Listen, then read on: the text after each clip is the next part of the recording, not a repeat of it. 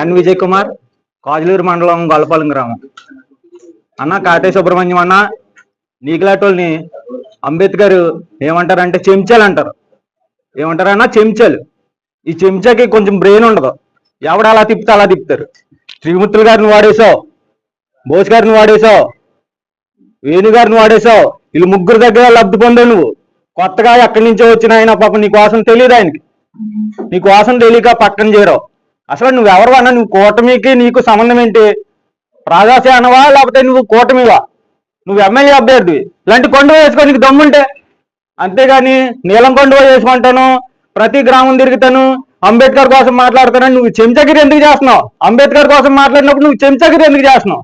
నువ్వు చెంచాగిరి మానే ముందు నీ స్థాయి ఏంటో, నువ్వు ఎవరిని విమర్శిస్తున్నావో తెలుసుకో.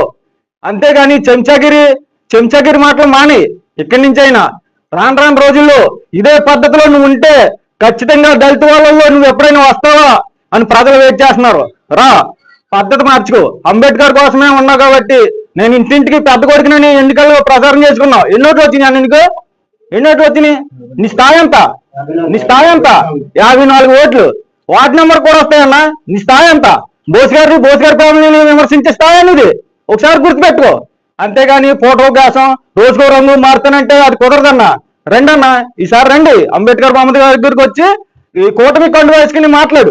అంతేగాని అంబేద్కర్ బొమ్మ దగ్గర ఏమో ఉద్దేశం వేస్తాను, ఇక్కడేమో ఉద్దేశం వేస్తాను, నేనేమో ప్రదర్శన అధ్యక్షుడు చేస్తాను. ఏంటన్నా గంటకు మాట ఏంటి? అసలు మనం ఏం చేస్తున్నాం? మన జాతి పరువు మనమే తీసుకున్నాం. ఇంకా నీకు గౌరవం ఇస్తున్నాం, మా జాతి గడ్డు అని. గౌరవం నిలబెట్టుకో. అంతేగాని నువ్వు రోజుకో మాట రోజుకో యాసం మార్చవా పద్ధతి ఉండదని నీకు హెచ్చరిస్తున్నావు. జై భీమ్.